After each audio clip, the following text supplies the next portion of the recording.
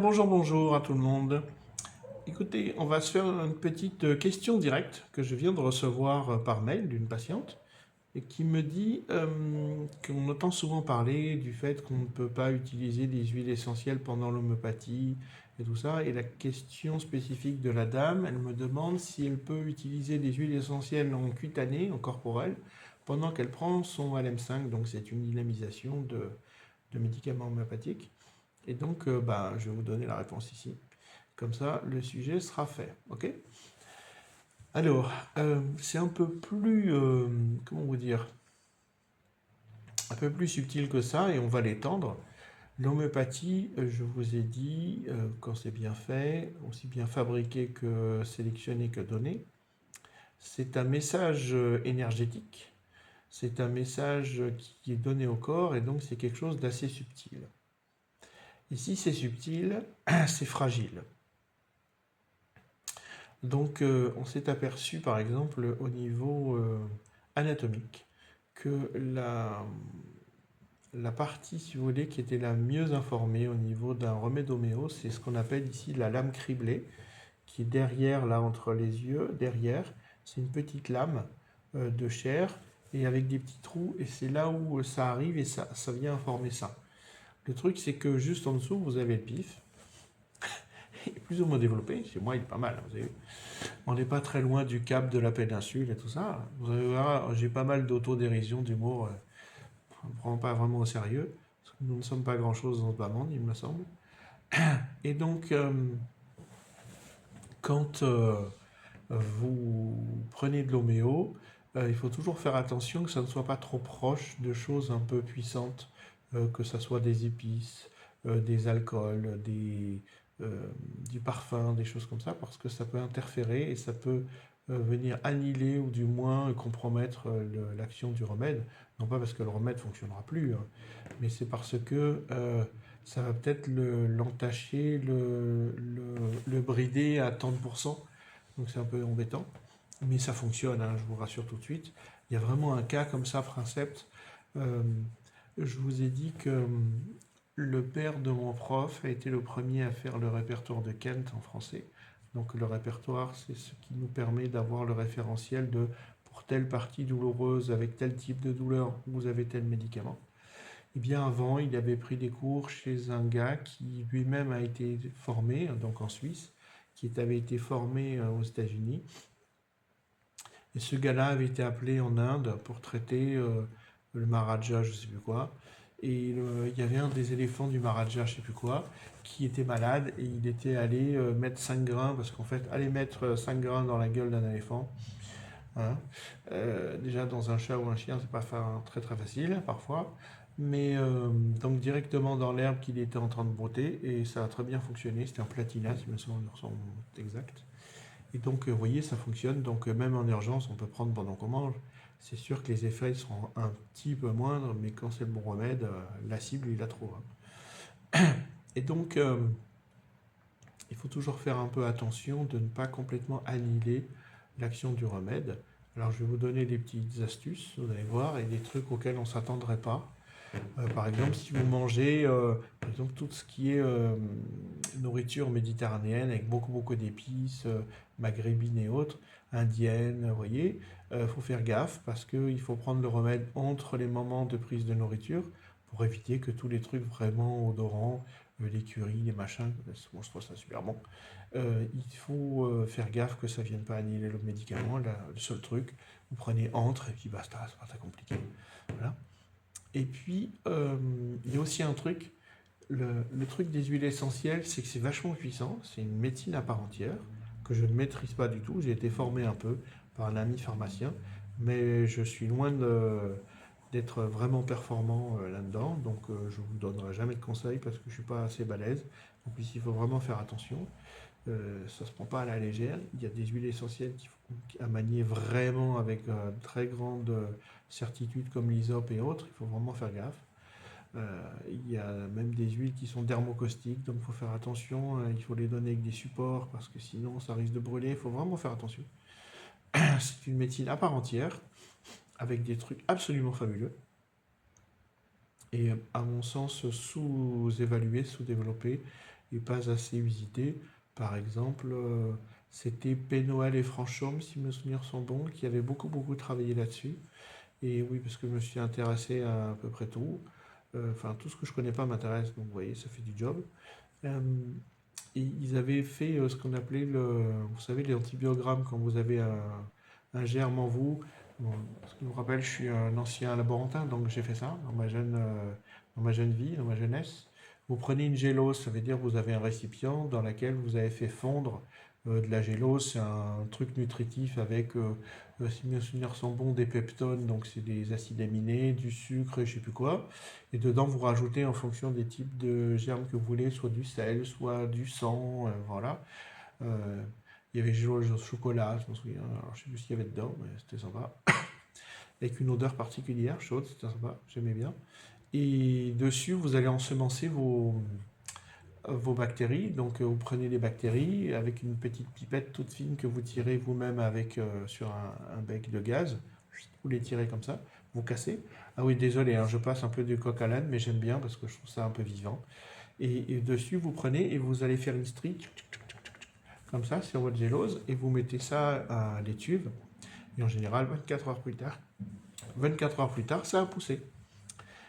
Et donc, là-dessus, quand vous voulez, quand on vous fait un antibiogramme pour voir quel antibiotique agit sur tel type de germe que vous avez, que ce soit urinaire ou autre, on dépose des disques avec une machine. C'est un machin, clac, comme un tampon à la poste, quoi. Mais sauf que ça dépose des disques et chaque disque est imbibé d'un type d'antibio.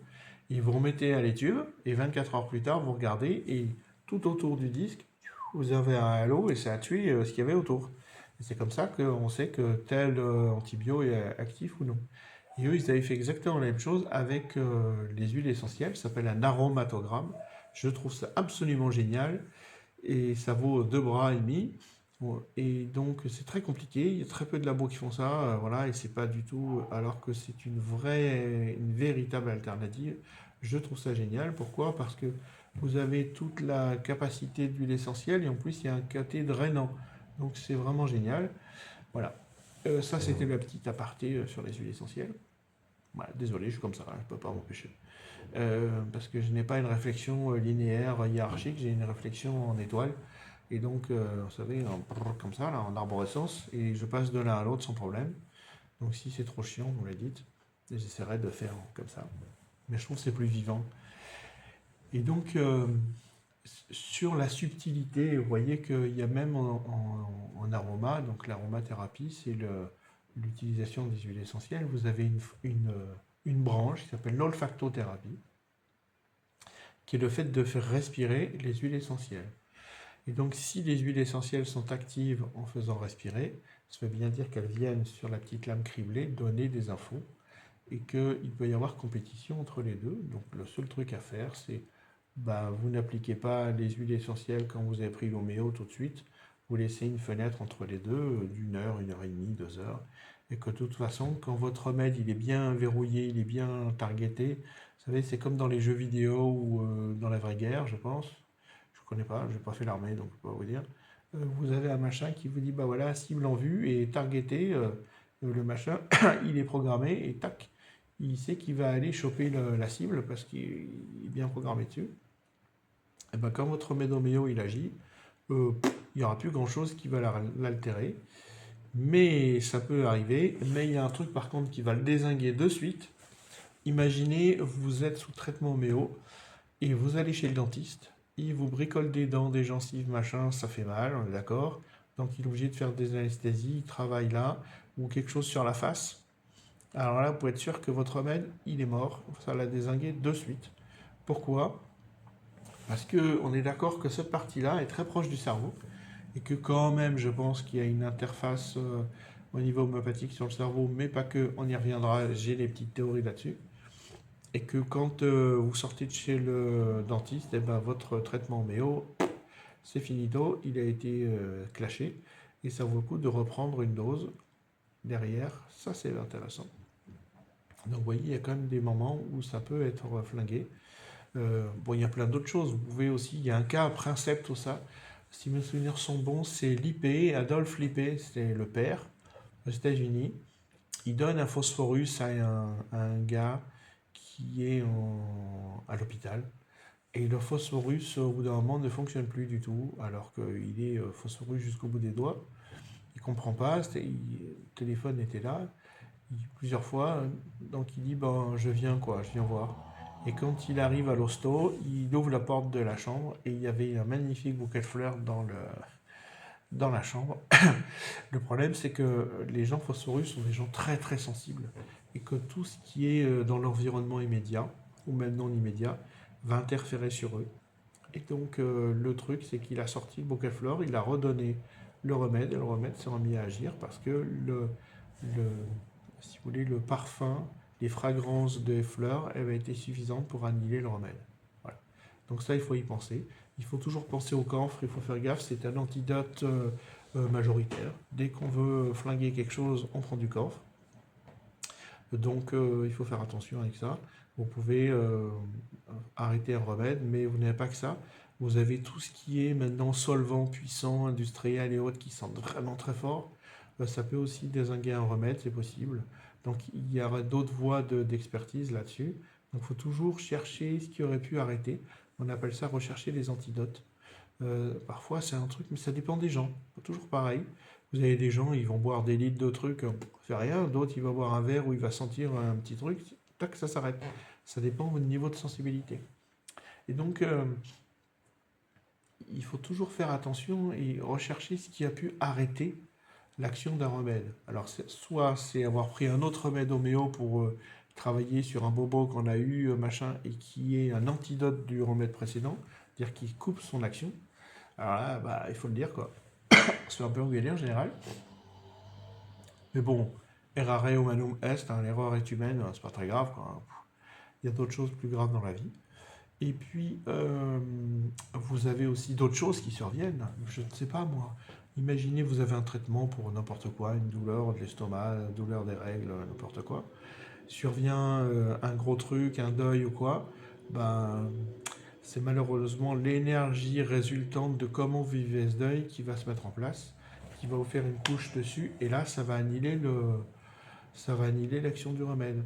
Donc ça aussi, c'est normal que ça s'arrête et il faudra traiter la couche du deuil avant de pouvoir reprendre et relancer le remède en dessous. Donc vous voyez, c'est rigolo parce que dans ma façon de faire, je ne peux pas me contrôler, hein, je suis comme ça. On part d'un truc et puis on va glisser sur d'autres et je vais vous raconter plein de choses. J'aime bien expliquer, j'aime bien donner des cas, j'aime bien imager. C'est-à-dire que quand les gens sont là, j'essaie toujours, par exemple, de prendre, pour leur expliquer par rapport à leur métier, par rapport à des choses qu'ils connaissent. C'est plus facile pour comprendre.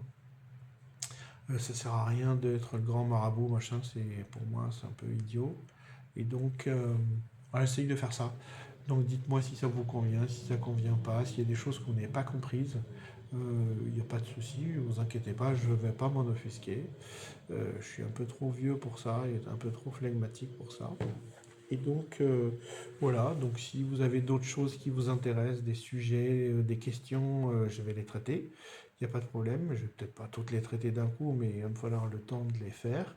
Et puis, si ça vous intéresse, abonnez-vous, parce que j'ai bien l'intention d'en faire toutes les semaines. Je commence à y prendre goût quand même à ce truc.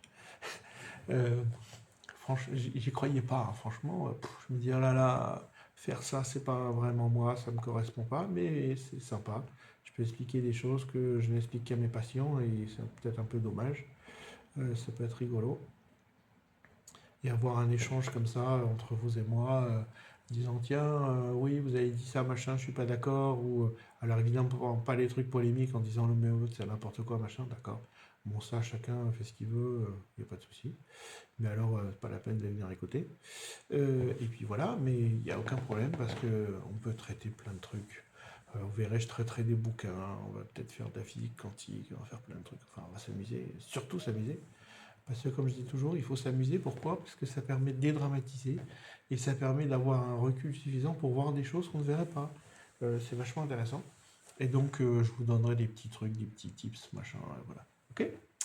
Bah écoutez, 14 minutes, presque 15, c'est pas mal quoi pour une seule question, je trouve ça assez honorable.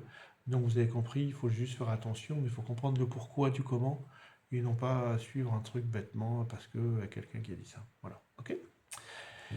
Et même moi. Faites-vous votre opinion, comme dirait très justement Idriss Aberkan, dont je suis un fan absolu. Faites votre opinion, c'est vous, vous êtes adulte. Voilà, prenez le pour et le contre. Mais après, en homéo, il faut tester quand même. Pas dire oui, oui, mais il faut savoir. Ok?